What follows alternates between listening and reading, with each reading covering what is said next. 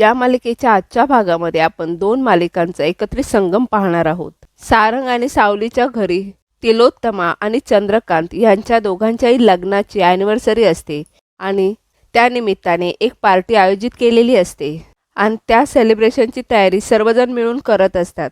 सावली इकडे आपल्या वडिलांना फोन लावते आणि तिलोत्तमा मॅडम आणि चंद्रकांत सरांच्या लग्नाच्या वाढदिवसासाठी त्यांना आमंत्रित करते। सावली आपल्या बाबांना वाढदिवसाच्या पार्टीला यायला सांगत असते, परंतु सावलीचे बाबा सावलीला वाढदिवसाला यायला जमणार असं काही वाटत नाही असं म्हणत असतात।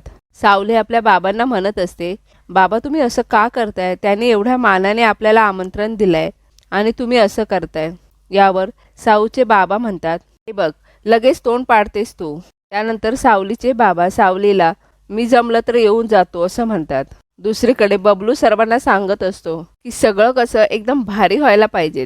त्यानंतर सावली म्हणते, तिलोत्तमा मॅडमच्या सांगण्यावरून पहिल्यांदा सगळ्या पूरग्रस्त लोकांची मदत केली जाईल। यानंतर बबलू म्हणतो, आणि मग चंद्रकांत काका आपल्या मनातल्या भावना सगळ्या गुलाबाच्या फुलांसारख्या उधळून टाकणार। यावर सगळेजण हसत असतात। सावली म्हणते, आणि तिलोत्तमा मॅडम काहीतरी म्हणत होत्या की त्यांना काहीतरी एखादी विशेष घोषणा वगैरे करायची आहे म्हणून। तेवढ्यातच सारंग तेथे येतो। सारंग म्हणतो, सावली चल आपल्याला निघायला लागेल। सावली सुद्धा हो म्हणून निघत असते। एवढ्यातच अमृता सावलीला म्हणत असते, सावली अगं आता तयारी करूया म्हणत होती आणि आता लगेच कुठे निघालीस? यावर सावली म्हणते, महत्त्वाच्या माणसांना आमंत्रण द्यायला हवं ना। बबलू म्हणतो, असं कोण स्पेशल आहे? यावर सारंग म्हणतो, आदित्य आणि पारू। त्यानंतर बबलू म्हणतो, आता काय बघत बसलाय, तयारीला लागा। त्यानंतर सगळेजण तयारीला लागतात। दुसरीकडे आदित्य डिलिव्हरी करायला जात असतो। आदित्य मनातच म्हणत असतो, काहीही करून मला ही डिलिव्हरी वेळेत पोहोचवायला पाहिजे, नाहीतर खूप प्रॉब्लेम होईल। तिलोत्तमा इकडून तिकडे फेऱ्या मारत असते। तेवढ्यातच तेथे चंद्रकांत येतो। चंद्रकांत म्हणतो, अगं हो रिलॅक्स, मुलांनी सांगितलंय ना बाहेर बोलवल्याशिवाय जायचं नाही। तिलोत्तमा म्हणते, हो कळतंय मला, पण असं त्यांच्यावर कधी सोपवलं नव्हतं ना, सो म्हणून जरा रेसलेस फील होतंय। यावर चंद्रकांत म्हणतो, सोपवलंय ना म्हणून तुला खाली येऊ देत नाहीयेत, त्यांना तुला सरप्राईज द्यायचं असेल, डोंट वरी। यावर तिलोत्तमा म्हणते, हे सगळं होत राहील, पण मला खरं खरं सांगा, माझा निर्णय तुम्हाला पटलाय ना? यावर चंद्रकांत म्हणतो, तुझ्या प्रत्येक निर्णयाच्या पाठीशी मी ठामपणे उभा आहे, डोंट वरी। तू एक काम कर ना, तू जरा गेस्ट लिस्ट चेक कर। यावर तिलोत्तमा म्हणते, अरे बापरे, ते मात्र राहूनच गेलंय माझं। त्यानंतर तिलोत्तमा गेस्ट लिस्ट चेक करत असते। लिस्ट चेक केल्यानंतर तिलोत्तमा म्हणते, अरे बापरे, एक महत्त्वाचं नाव राहून गेलंय यात। यावर चंद्रकांत म्हणतो, कुणाचं? अहिल्या म्हणते, अहिल्यादेवी किर्लोस्कर यांचं। तिलोत्तमा म्हणते, माझी लहानपणाची मैत्रीण। यावर चंद्रकांत म्हणतो, ठीक आहे, आदित्य पारूची नावं आहेत ना, मग एक काम कर, तिला फॉर्मॅलिटीज म्हणून आमंत्रण करण्याची गरजच नाही आहे, तू एक कॉल कर फक्त। यावर तिलोत्तमा सुद्धा हो चालेल तसंच करते असं म्हणून अहिल्याला फोन लावते। अहिल्याचा फोन वाजत असतो। अहिल्या फोन उचलते आणि म्हणते, तिलोत्तमाचा फोन, तिला सगळं कळलं तर नसेल ना, ही का फोन करते मला? त्यानंतर अहिल्या तिलोत्तमाचा फोन उचलते। तिलोत्तमा अहिल्याला म्हणत असते, काय ग बाई अहिल्या, माझा फोन घ्यायला एवढा उशीर? यावर अहिल्या म्हणते, नाही ग थोडं कामात होते। त्यानंतर तिलोत्तमा म्हणते, अगं कामं तर होतच राहतील, परंतु मी तुला इन्व्हिटेशन द्यायला कॉल केलाय। आज आमच्या लग्नाचा वाढदिवस आहे आणि रात्री पार्टी आहे, तर तू ये नक्की आणि तू मला कोणतीही कारणं द्यायची नाहीत। यावर अहिल्या म्हणते, आणि मी कुठलं कारण देणारही नाही आहे, मी नक्की येणार आहे। अगं आपल्याला पण भेटून किती दिवस झाले आहेत, मला भेटायचं आहे तुला। त्यानंतर तिलोत्तमा म्हणते, ये नक्की आणि सगळ्यांनी यायचं हां। त्यानंतर तिलोत्तमा म्हणते, अहिल्या आदित्यच्या लग्नाचं बघत होतीस ना, एनी गुड न्यूज? हे ऐकून अहिल्या लगेच तिलोत्तमाला म्हणते, अगं तिलोत्तमा, मी ना तुला 5 मिनिटात फोन करते, मला दुसरा फोन येतो आहे। असं म्हणून अहिल्या तिलोत्तमाला इग्नोर करते आणि तिलोत्तमाचा फोन ठेवते। तिलोत्तमा इकडे चंद्रकांतला म्हणते, का कुणास ठाऊक, परंतु अहिल्या माझ्यापासून काहीतरी लपवते असं मला वाटतं। दुसरीकडे आदित्य बाईकने कुरिअर पोचवायला जात असतो। एवढ्यातच समोरून एक गाडी येते आणि त्या गाडीचा धक्का आदित्यला लागतो। आदित्य खाली पडतो, परंतु ती गाडी सारंगची असते। सारंग लगेच गाडीतून खाली उतरतो आणि आदित्यला उठवत असतो। सारंग आदित्यला म्हणत असतो, लागलं नाही ना तुला? आदित्य सुद्धा सॉरी असं म्हणत असतो. एवढ्यातच सारंग आदित्यला ओळखतो. सारंग म्हणतो, आदित्य, अरे तुला लागलं नाही ना काही? त्यानंतर आदित्य सारंग असं म्हणून सारंगला घट्ट मिठी मारतो. त्यानंतर आदित्य म्हणतो, सॉरी, मला ना चक्कर येत होती त्यामुळे मला काही कळलं नाही. सारंग सावलीला पाणी आणायला सांगतो. सावली पाणी घेऊन लगेच आदित्यजवळ जाते. आदित्य लगेच ती बॉटल घेऊन पाणी पितो. सारंग आदित्यला म्हणत असतो, आदित्य काय, कुठे चालला होतास तू?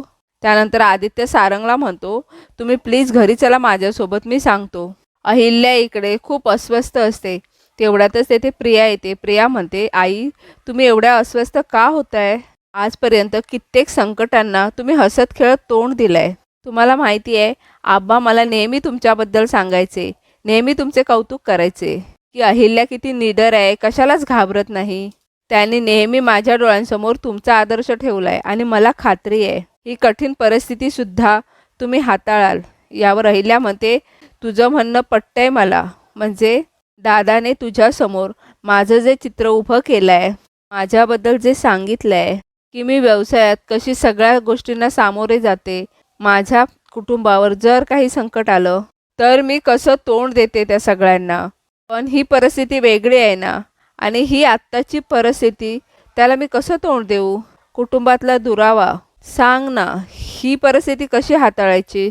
यावर प्रिया म्हणते, तिलोत्तमा मावशीच्या आमंत्रणावर विचार करताय ना? अहिल्या म्हणते, हो. अहिल्या म्हणते, खरं सांगू का प्रिया, तिलोत्तमाच्या पार्टीला जायची माझी अजिबात इच्छा नाही आहे. पण मीच तिला कबूल केलं आहे की मी येणार आहे म्हणून, आणि आत्ता मी नाही गेले तर तिला वाईट वाटेल. काय करावं मला काहीही कळत नाही आहे. यावर प्रिया म्हणते, आई, तिलोत्तमा मावशी तुमच्या खूप जवळच्या मैत्रीण आहेत.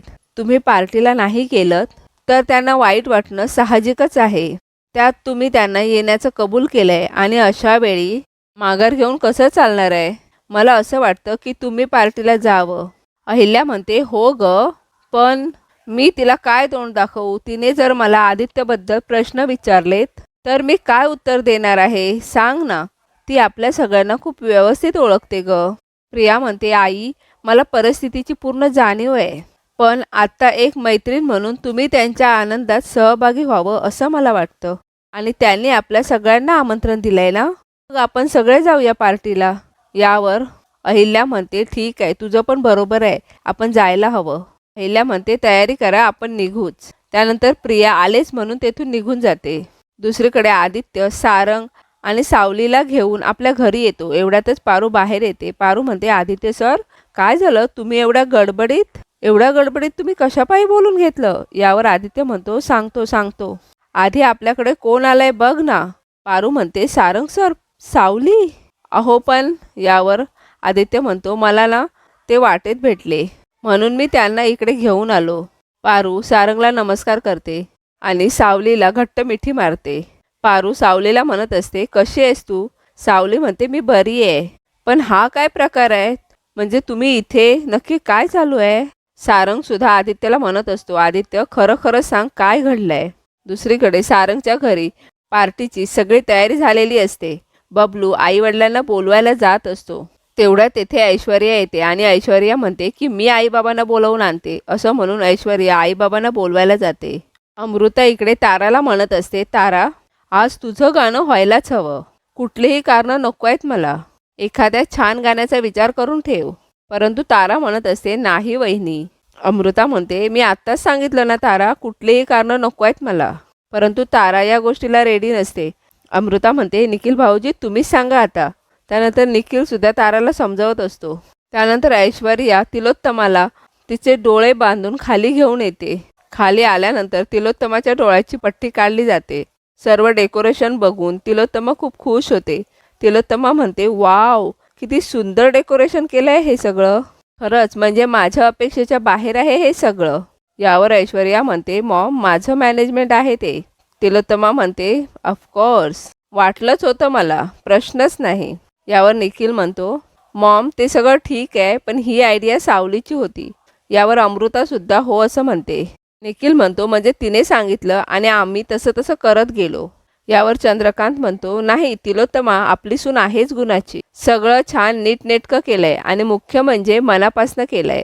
त्यानंतर बबलू तेथे तिलोत्तमा आणि चंद्रकांतच्या ॲनिव्हर्सरीचं पोस्टर घेऊन येतो. दुसरीकडे आदित्य सारंगला घडलेला सगळा प्रकार सांगत असतो. सारंग म्हणतो, अरे आदित्य, एवढं सगळं घडलं आणि तू काहीच नाही सांगितलंस मला. अरे तू मित्र म्हणतोस ना मला, मग तुला मला सांगावंसं नाही वाटलं? अरे एक साधा फोन तरी करायचा होतास. सारंग म्हणतो, हे बघ ते काही नाही पारू, तुम्ही दोघेही आता आमच्यासोबत येत आहे आणि तेही आत्ता. आदित्य म्हणत असतो, सारंग हे बघ. एवढ्यातच सारंग म्हणतो, मी जोपर्यंत जिवंत आहे तोपर्यंत अशा परिस्थितीमध्ये मी तुम्हाला राहू नाही देणार.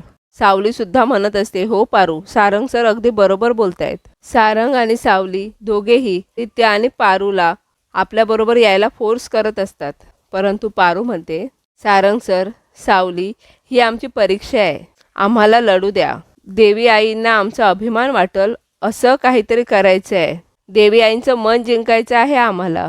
प्रत्येकाच्या आयुष्यात ही नात्यांची अग्निपरीक्षा येतेच की.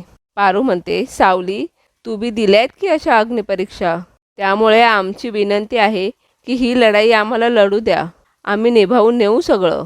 आदित्य म्हणतो, तुम्हाला काय वाटलं की आम्ही इथे खूप काही दुःखात वगैरे आहे? अरे खूप मजेत आहोत आम्ही आणि सगळं आहे इकडे बरं का. आणि पारूसोबत असताना काहीच टेन्शन नाही, तुम्ही अजिबात काळजी करू नका. सारंग म्हणतो, मला खात्री आहे की ही लढाई तुम्ही नक्की जिंकाल. आदित्य म्हणतो, म्हणजे काय? सावली म्हणते, आणि अहिल्या मॅडम नक्की तुम्हाला सन्मानाने घरी नेतील. सारंग म्हणतो, सावली, आपण का आलो होतो इथे? आदित्य म्हणतो, म्हणजे? यावर सारंग म्हणतो, अरे अरे आम्ही आमंत्रण देण्यासाठी इथे आलो होतो. आदित्य म्हणतो, आमंत्रण? कसलं आमंत्रण? सारंग म्हणतो, आईबाबांची ॲनिव्हर्सरी आहे आणि छोटीशी पार्टी ठेवली आहे, तुम्ही यायचं. आदित्य म्हणत असतो, अरे आम्ही. पारू लगेच म्हणते, आम्ही येऊ. सारंग म्हणतो, आदित्य, तुम्ही नाही आलात ना तर मी पार्टी सुरूच नाही करणार.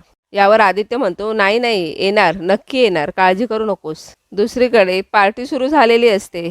सावलीचे आई वडील सुद्धा आलेले असतात. अहिल्यासुद्धा आपल्या पूर्ण परिवारासह पार्टीला आलेली असते. दामिनी म्हणत असते, किती दिवसांनी एवढं सुंदर पार्टीला आलंय मी, मस्त अरेंज केलंय हा सगळं. दामिनी म्हणत असते, मला सांगा कुणी अरेंज केलंय हे सगळं? यावर तिलोत्तमा म्हणते, माझ्या सुनेनं. यावर प्रिया म्हणते, सावलीने. तिलोत्तमा म्हणते, माझ्या 4 सुना आहेत. त्यानंतर प्रीतम तिलोत्तमाला विचारतो, कशी आहेस मावशी? तिलोत्तमासुद्धा एकदम मस्त असल्याचं सांगते. तिलोत्तमा म्हणत असते, खूप दिवसांनी तुम्ही सगळे मला दिसलात. त्यानंतर ती अहिल्याला म्हणते, खूप दिवसांनी तू मला दिसलीस. अहिल्या म्हणते, अगं आम्ही येणारच ना, तू बोलवलंस आणि आम्ही आलो नाही, असं होणार आहे का? प्रीतम प्रियाला म्हणत असतो, आज दादा असायला हवा होता. तेवढ्यातच आदित्य तेथे येतो. तिलोत्तमा म्हणते, हा बघ आदित्य. आदित्य लगेच जाऊन तिलोत्तमाला नमस्कार करतो. तिलोत्तमा म्हणते, मी आता विचारच करत होते हा कुठे राहिलाय म्हणून. अहिल्याला मात्र आदित्यला घराबाहेर काढलेले ते क्षण आठवत असतात. तिलोत्तमा आदित्यला विचारत असते, अरे तू अजून होतास कुठे? तिलोत्तमा म्हणत असते, ही. आदित्य म्हणतो, ही पारू. पारूसुद्धा हात जोडून नमस्कार करते. तिलोत्तमा म्हणते, पारू, हां बरोबर. त्यानंतर अहिल्या तिलोत्तमाला म्हणते, तिलोत्तमा, तू गेस्ट लिस्ट चेक नव्हती केलीस का? तिलोत्तमा म्हणते, केली होती, का गं? यावर अहिल्या म्हणते, मग नको ती माणसं का आली आहेत इकडे? तिलोत्तमा म्हणते, असं कोणीच नाही आहे इकडे, सगळे आपलीच माणसं आहेत. सारंग म्हणतो, मावशी, मला थोडं बोलायचं आहे तुझ्याशी. परंतु अहिल्या हातानेच सारंगला थांब असं म्हणते. पुढे अहिल्या म्हणते, सारंग, जर तुला मी या पार्टीत थांबायला हवे असेल तर या मुलाला माझ्या डोळ्यासमोरून लांब घेऊन जा. तिलोत्तमा म्हणते, 1 मिनिट, काय झालंय नेमकं? सारंग म्हणतो, माझं एकदा ऐकून घे ना प्लीज. परंतु अहिल्या हातानेच त्याला गप्प करते. आदित्यसुद्धा सारंगला थांबवत असतो आणि नको म्हणून सांगत असतो. आदित्य सारंगला म्हणत असतो, आम्ही निघतो प्लीज. परंतु सारंग आदित्य काहीही ऐकत नसतो. आदित्य म्हणतो, आई बऱ्याच दिवसांनी बाहेर पडली आहे, तिला एन्जॉय करू देत प्लीज, आपण भेटू नंतर. असं म्हणून आदित्य पारूला चल म्हणून सांगत असतो. परंतु सावली म्हणत असते, नाही तुम्ही थांबा, आम्ही समजवतो त्यांना. परंतु पारू म्हणते, नाही सावली, हे बघ, अजून गोष्टी निवळलेल्या नाही आहेत, त्यात अजून काय बी नको, प्लीज आम्हाला जाऊ देत. सारंग म्हणत असतो, नाही, कोणी कुठेही नाही जाणार, सगळी माणसं आपलीच आहेत, आपण कार्यक्रमाला सुरुवात करू. तेवढ्यातच शिवानी सुद्धा येते. तिलोत्तमा शिवानीला वेलकम करते. शिवानी म्हणत असते, तुझ्या सासूचं आग्रहाचं आमंत्रण होतं म्हणून यावं लागलं मला. सावली म्हणते, तुम्हाला माहिती आहे ना, आपण दृष्ट लागू नये म्हणून तीट लावतो. तसंच या सोहळ्याला कुणाची दृष्ट लागू नये म्हणून तुम्ही आलायत ना. त्यानंतर तिलोत्तमा म्हणते, एक्सक्यूज मी, मला काहीतरी महत्त्वाचं बोलायचं आहे. सर्वप्रथम नमस्कार. तुमच्या सगळ्यांचं मी आमच्या कुटुंबाच्या वतीने स्वागत करते. गेले काही महिने, वर्षभर म्हणा ना, महाराष्ट्रात काय काय चाललंय ते तुम्हा सर्वांनाच माहिती आहे. पावसामुळे, पुरामुळे आपल्या शेतकरी बांधवांचं खूप मोठं नुकसान झालंय आणि अजूनही होत आहे. तिलोत्तमा म्हणते, पूर आला, पूर गेला, पण मागे सोडून गेला उद्ध्वस्त झालेली कुटुंब आणि उद्ध्वस्त झालेली गावं. अशाच एका उद्ध्वस्त झालेल्या गावाला आम्ही म्हणजे मेंद्रे कुटुंबाने दत्तक घ्यायचं ठरवलंय. हे ऐकून सगळेजण टाळ्या वाजवू लागतात. तिलोत्तमा म्हणते, प्लीज टाळ्या वगैरे वाजवू नका. तुम्ही आमचं कौतुक करावं म्हणून आम्ही हे सगळं करत नाही आहोत. आम्हाला खरंच मोठेपणा नको आहे, एक सामाजिक बांधिलकी म्हणून मी हे सगळं करते आहे. तर सांगायची गोष्ट अशी की रूपम कॉस्मेटिकच्या मॅनेजमेंट टीमचा 1 महिन्याचा पगार आम्ही या दत्तक घेतलेल्या गावाला भेट म्हणून देणार आहोत. यावर सगळेजण टाळ्या वाजवू लागतात. तिलोत्तमा म्हणते, आणि त्याकरता त्या गावाच्या सरपंचांना मला इथे स्टेजवर आमंत्रित करायचं आहे असं म्हणून ती त्या सरपंचांना या दादा असं म्हणते. त्यानंतर तिलोत्तमा एक चेक त्या सरपंचांजवळ देते. तिलोत्तमा पुढे म्हणते, मला अजून एक महत्त्वाची अनाउन्समेंट करायची आहे. तेवढ्यातच सारंग म्हणतो, थांबा, त्याआधी तुमच्यासाठी एक सरप्राईज आहे असं म्हणून सारंग लगेच स्टेजवर जातो. तिलोत्तमा म्हणत असते, मला बोलायला देशील का प्लीज 2 मिनटं. सारंग म्हणतो, मी जेव्हा या पृथ्वी तलावर आलो तेव्हा माझ्या तोंडून मी पहिला शब्द उच्चारला असेल तो म्हणजे आई आणि दुसरा शब्द बाबा. माझं आयुष्य तिथूनच सुरू झालं आणि तिथेच संपलं. त्यांनी खूप कष्टांनी आम्हाला एवढं मोठं वगैरे केलं आहे असं बोलून मी त्या कष्टांची किंमत कमी नाही करणार.